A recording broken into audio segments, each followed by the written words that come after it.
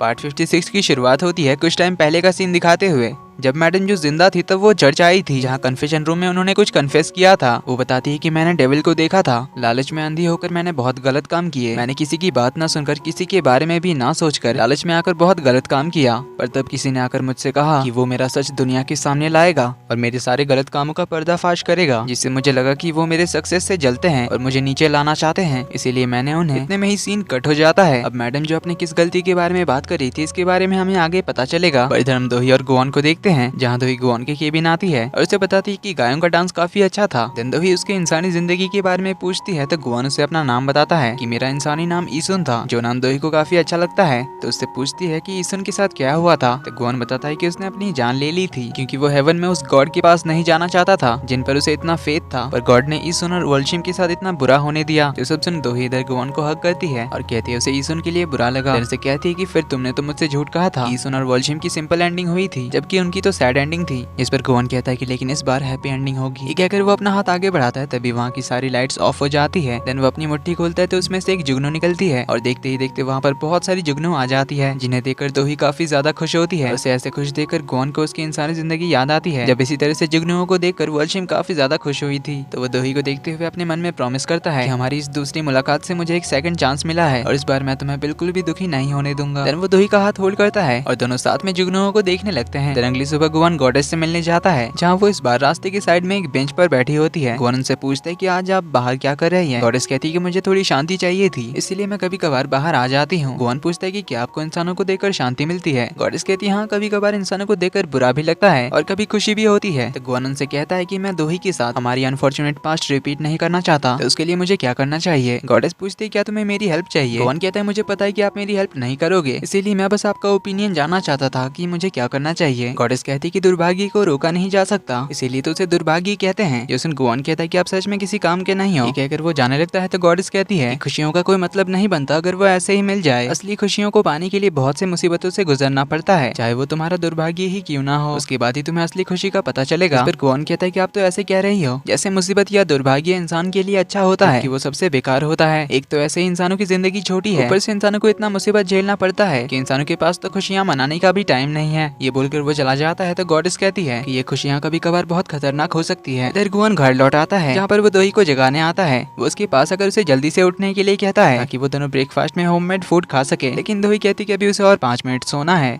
पर homemade food सुनकर वो जल्दी से उठ जाती है और भागते हुए रूम से बाहर आती है, लेकिन डाइनिंग टेबल पर तो कुछ भी रखा हुआ नहीं था। तो वो गोवान से पूछती कि कहाँ गया होममेड फूड। गोवान उसे उसकी आंखें बंद करने को कहता है और उसके पलक झपकते ही सारा खाना टेबल पर आ जाता है, जिन्हें देख दोही तो बहुत ज्यादा खुश होती है। कहती है तुम्हें याद था कि मुझे होममेड फूड खाना है। गोवान कहता है मैं तुम्हारी बात कभी नहीं भूल सकता। जो सुन दोही तो बहुत खुश होकर गोवान के गले लग जाती है। गोवान उसे खाना खाने से पहले थोड़ा पानी पीने के लिए कहता है, जिससे दोही को याद आता है कि उसने तो अभी तक ब्रश नहीं किया, इसीलिए वो गोवान से कहती कि मेरे लिए वेट करना, अकेले मत खा जाना, मैं भी ब्रश करके आती हूँ। कहकर वो चली जाती है, जिसके बाद दोनों फुल रेडी होकर ऑफिस के लिए निकलते हैं, जहाँ पर दोही गोवान का हाथ होल्ड करते हुए कहती है कि टाइम कितना जल्दी पार हो गया, दिसंबर आ गया, हमारी प्लान डेट से लेकर शादी, अब हम दोनों साथ में हैप्पीली हैं। तभी दोही को याद आता है कि कुछ दिन में क्रिसमस आने वाला है और ये उनकी साथ में पहली क्रिसमस होने वाली थी, इसीलिए दोही तो काफी खुश होती है। पर फिर उससे याद आता है कि गोवान को तो क्रिसमस पसंद नहीं। जोसन गोवान कहता है कि किसने कहा जो तुम्हें पसंद है वो तो मुझे पसंद होगी ही ना। जोसन दोही काफी खुश होती है साथ में क्रिसमस सेलिब्रेट करने के लिए। जोसन गोवान क्रिसमस सॉन्ग प्ले करता है, जिसे दोनों काफी हैप्पीली सुनते हुए जा रहे थे, लेकिन आगे उन्हें ट्रैफिक में रुकना पड़ता है क्योंकि एक कार का एक्सीडेंट हुआ था और जो कार में था उसकी मौत हो गई थी। तो उसे एम्बुलेंस में ले जाया जा रहा था, लेकिन एम्बुलेंस में जाते हुए उस बॉडी को देखकर दोही को अपने मॉम डैड की एक्सीडेंट याद आ जाती है, जहाँ उसे इसी तरह लाश पहचानने के लिए हॉस्पिटल बुलाया गया था,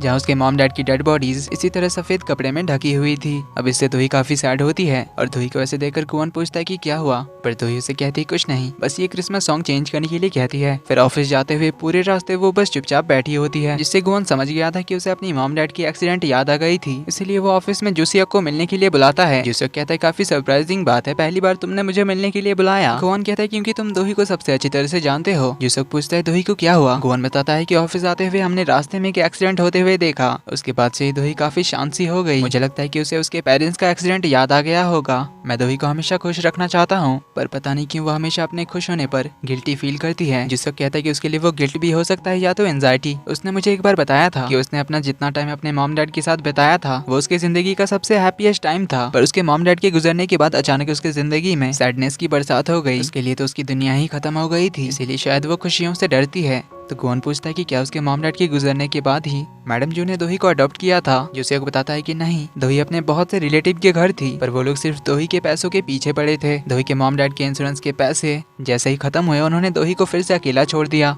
उसके बाद ही मैडम जू ने दोही को अडॉप्ट किया था। पर दोही मैडम जू के घर आने पर भी किसी से भी ज्यादा घुलती मिलती नहीं थी, बात भी नहीं करती थी, क्योंकि उसे लगता था कि ये लोग फिर से उसे पैसों के लिए छोड़ देंगे। पर मैडम जू ने उसे काफी प्यार से पाल पोस कर बड़ा किया। पर आखिर में दोही उन्हें भी खो बैठी और उन सब की मौत के लिए दोही अपने आप को ब्लेम करती है। इसीलिए वो खुश होने से डरती है, क्योंकि जब जब वो खुश हुई तब उसने अपने करीबियों को खोया है।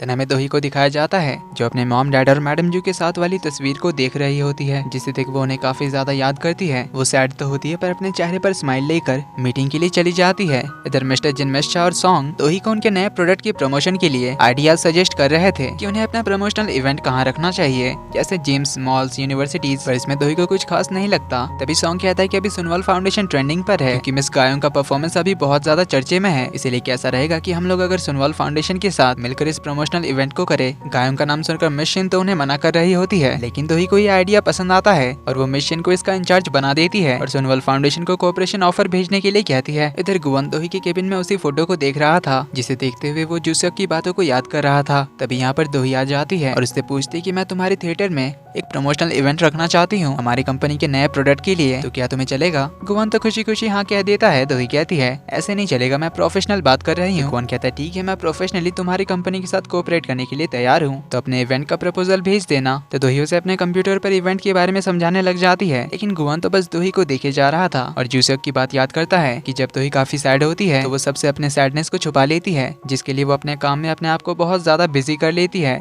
ताकि वो अपने अंदर की इस सैडनेस को मिटा सके। पर इस काम को लेकर वो अपने आप के साथ बहुत ज्यादा स्ट्रिक्ट हो जाती है, इसीलिए दोही का ख्याल रखना। तभी दोही उसे देखती है तो उसे कहती है मुझ पर नहीं, इस इवेंट पे ध्यान दो। तो दोनों साथ में अच्छे से प्लानिंग करने लग जाते हैं। इधर नोसुक अपनी कंपनी में बोर्ड मीटिंग बुलाकर अनाउंस कर देता है कि कंपनी के हर डिपार्टमेंट से 30% लोगों को जॉब से निकालकर पार्ट टाइम वर्कर्स को उनकी जगह रखने के लिए कहता है, ताकि वो लोग डेडलाइन के अंदर काम करें, कम पैसों में भी। कुछ लोग उसके इस फैसले का अपोज करते हैं, क्योंकि मैडम जो ने यहाँ पर सभी लोगों को परमानेंटली जॉब पर रखा था और इससे कंपनी पर बुरा असर भी पड़ सकता है। लेकिन नोसुक कहता है कि मेरी मॉम मर चुकी है और उनके साथ उनके बनाए हुए रूल्स भी, इसीलिए जो मैं कहता हूँ उसे फॉलो करो, जिसने अब इन सभी को मानना ही पड़ता है। वहीं इधर घर पर नोसुक की वाइफ मरने से पहले म्योंग की बातों को याद करते हुए कुछ तो मेडिसिन खा लेती है और अपने उसी हाथ को बहुत बुरी तरह से खरोचने लग जाती है। इधर दोही जो घर पर काफी रात तक काम करती है, जगने के लिए बार बार बहुत सारा कॉफी पीती है और ऐसा करते हुए उसे गुआन दूर से देखता है तो उसे दोही की फिक्र होती है, इसीलिए वो उसके लिए ब्लैंकेट ले आने जाता है। तभी वो देखता है कि दोही तो काम करते हुए सो गई थी, लेकिन उसकी आंखों से आंसू निकल रहे थे।